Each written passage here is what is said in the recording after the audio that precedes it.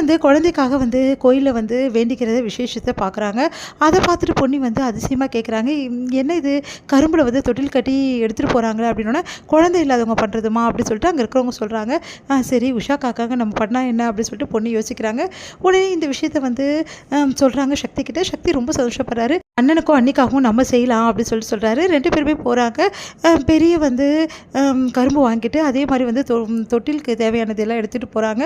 அப்போ வந்து குழந்தை மாதிரி ஒரு பொம்மையை கொடுக்குறாங்க. இந்த மாதிரி வச்சு நீங்கள் இந்த மாதிரி எல்லா இடமும் வந்து ஃபுல்லாகவே சுற்றிட்டு வாங்க, இந்த பிரகாரத்தை 3 தடவை வந்து இந்த மாதிரி சுற்றணும் அப்படின்னு சொல்லிட்டு அங்கே இருக்கிற புரோகிதர் வந்து சொல்கிறாரு. ரொம்ப சந்தோஷமாக சுற்றிட்டு இருக்காங்க. அந்த டைமில் கரெக்டாக அங்கே வராங்க வந்து நிறைய பேர். அவங்க எல்லோரும் சொல்கிறாங்க, இவங்க 2 பேரும் பாவம் எவ்வளோ கஷ்டப்பட்டு இது வேண்டுதல் செய்கிறாங்க, கண்டிப்பாக சீக்கிரமாகவே இவங்க 2 பேருக்கும் குழந்தை பிறந்துடும், கவலைப்படாதீங்க உங்களுக்கு குழந்தை பிறந்துடும் அப்படின்னோடனே பொண்ணுக்கு ஒன்றுமே புரியல. அப்படியே மனசு கஷ்டப்பட்டு அப்படியே யோசிக்கிறாங்க. சக்தி வந்து சந்தோஷமாக வராரு. உடனே வந்து பொண்ணு கேட்குறாங்க, அவங்க என்ன சொல்லிட்டு போனாங்க உங்களுக்கு தெரியுதா சக்தி அப்படின்னு. குழந்தை பிறக்கும்னு சொல்லிட்டு போகிறாங்க. பிறக்குமா அப்படின்னோடனே சக்தி வந்து யோசிக்கிறாரு. உடனே வந்து கண்டிப்பாக பிறக்கும் பொண்ணு அப்படின்னு சொன்னோன்னே சந்தோஷம் தாங்க முடியல பொண்ணுக்கு. பொண்ணையும் அந்த கோயிலில் வேண்டுதல் பண்ணதை வந்து வீட்டில் வந்து தெரிஞ்சிடுது. அதனால் வீட்டில் உள்ளவங்க எல்லாருமே உஷா கேங்கு அப்புறம் உஷா எல்லாருமே வந்து ஓவராக நக்கலாக பேசுகிறாங்க.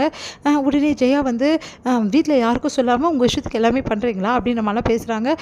உடனே என்ன பண்ணுறாரு சக்தி வந்து செமையாக டென்ஷன் ஆகிடுறாரு. அப்படியே பார்த்துட்டே இருக்கார் முறைச்சி. அப்போ வந்து பொண்ணியை திட்டுறாங்க. என்ன பொண்ணி இதெல்லாம் இந்த மாதிரி வேலை பண்ணி வச்சுருக்க, உனக்கு சந்தோஷமாக இருக்குமே, இப்போ வேணும்னு தானே இதெல்லாம் பண்ணுற, உனக்கு வந்து வீட்டில் உள்ளவங்க கஷ்டம்லாம் உனக்கு புரியாதுல்ல, உஷா கூட தான் இத்தனை நாளாக குழந்தை இல்லாமல் இருக்கா, அவள் இதெல்லாம் போய் பண்ணாளா, ஆனால் நீ 1 வருஷம் கூட அவளை கல்யாணம் ஆகி உன்னே குழந்தை வர வேண்டி இது மாதிரி வேலைலாம் பண்ணிட்டு இருக்கல, வீட்டில் கூட சாமி வந்து ஃபோட்டோ எடுத்துனது வழிபட்டா, அது மட்டும் கிடையாது நிறைய விஷயங்கள் இந்த மாதிரி தான் பண்ணிட்டு இருக்கா, இவ பண்ணுறது கொஞ்சம் கூட சரியில்லை அப்படின்னு சொல்லிட்டு வந்து சுந்தரமும் அந்த ஆளுங்க எல்லாருமே வந்து பேசுகிறாங்க. அதெல்லாம் கேட்டு நிறுத்துறீங்களா அப்படின்னு சொல்லிட்டு சக்தி பயங்கரமாக கத்துறாரு. என்ன தெரியும் பொன்னியை பற்றி உங்களுக்கு, பொன்னி வந்து இந்த விஷயத்தை யார்கிட்ட சொல்லக்கூடாதுங்க பழிக்காதுன்னு சொல்லிட்டு சொன்னது ஞாபகம் வருது.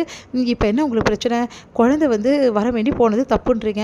ஆமாம் நாங்கள் குழந்தை பெற்றுக்கணும்னு நினச்சி தான் போனோம், இப்போ என்ன பண்ணுன்றீங்க அதுக்கு, ஏன் நாங்கள் குழந்தை வந்து பெற்றுக்கூடாதா, உங்ககிட்ட எல்லாருக்கிட்ட கேட்டு தான் பெற்றுடுமா அப்படின்னு அதிர்ச்சி அடைகிறாங்க எல்லாருமே. ஜெயாவும் பயங்கரமாக அதிர்ச்சி அடைகிறாங்க. இதெல்லாம் கேட்டு வந்து பிரீத்தி வந்து செம்ம டென்ஷன் ஆகிடுறாங்க. அப்படியே பார்த்துட்டே இருக்காங்க. இங்கே பாருங்கள், எங்களுக்கு வேண்டியது இருந்தது, எங்கள் 2 பேரும் குழந்தை பெற்றுக்கணும் ஆசையாக இருந்தது, அதனால் நாங்கள் போய் வேண்டிக்கிட்டோம், இதில் என்ன தப்பு இருக்குது, உங்களுக்கு என்ன பிரச்சனை இதில் அப்படின்னு சொல்லிட்டு கேட்டோன்னே பயங்கரமாக டென்ஷன் ஆகிறாங்க. அப்போது பொண்ணு நீ பொண்டாட்டியை ஏற்றுக்கிறியா அப்படின்றாங்க. ஆமாம் நான் ஏற்றுக்கிறேன், உங்களுக்கு என்ன பிரச்சனை அப்படின்னு சொல்லிட்டு கேட்டோன்னே பொண்ணுக்கு சந்தோஷம் தாங்க முடியல. அப்படியே பார்த்துட்டே இருக்காங்க.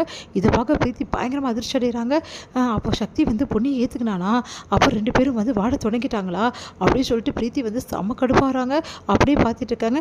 இங்கே பாருங்கள், நாங்கள் பொண்ணு என்ன பண்ணுறா ஏது பண்ணுறா, என்ன வேண்டுதல் வச்சுருக்கா, என்ன வேண்டுதல் பண்ணுறா, இதெல்லாம் பார்க்குறது அவங்க வேலையை, எப்போ பார்த்தாலும் பொண்ணியை பற்றி குறை சொல்கிறது அவங்க வேலையா, அவங்க வேலையை பார்த்து இருந்தீங்கன்னா எல்லாருக்கும் ரொம்ப நல்லது, புரியுதா, தேவையில்லாமல் வந்து பொண்ணு விஷயத்தை தலையிட்டு அவளை கஷ்டப்படுத்துறது வேலை வச்சுக்காதீங்க அப்படின்னு சொல்லிட்டு எல்லாரும் திட்டிட்டு போகிறாரு. இதை பார்க்குற ஜியா செம்ம கடுப்பாகிறாங்க. பார்த்தீங்களா எப்படி பேசுகிறான்னு சொல்லிட்டு, எல்லாம் பொன்னியோட ட்ரைனிங், பொன்னிங்க தான் இப்படி மாற்றி வச்சுருக்கா அப்படின்னு சொல்லிட்டு உஷாவோட கேங்லாம் பேசிகிட்டு இருக்காங்க. உஷாவும் செமையாக பார்த்துட்டு செமையாக டென்ஷனாக பார்த்துட்டு இருக்காங்க. அடுத்து வந்து இதெல்லாம் கேட்ட பிரீத்தி, நான் விடவே மாட்டேன், இவங்க 2 பேரும் குழந்தை அளவுக்கு போயிட்டாங்களா, இவங்க 2 பேரும் ஒன்றா வாழ்ந்தால் தானே இதெல்லாம் பற்றி யோசிப்பாங்க, கண்டிப்பாக கூடிய சீக்கிரம் இவங்க 2 பேரும் பிரிக்கிறேன் அப்படின்னு சொல்லிட்டு பிரீத்தி வந்து அப்படியே செமையாக டென்ஷனாக வந்து அவங்கள பார்த்து சொல்லிட்டு இருக்காங்க மனசுலேயே.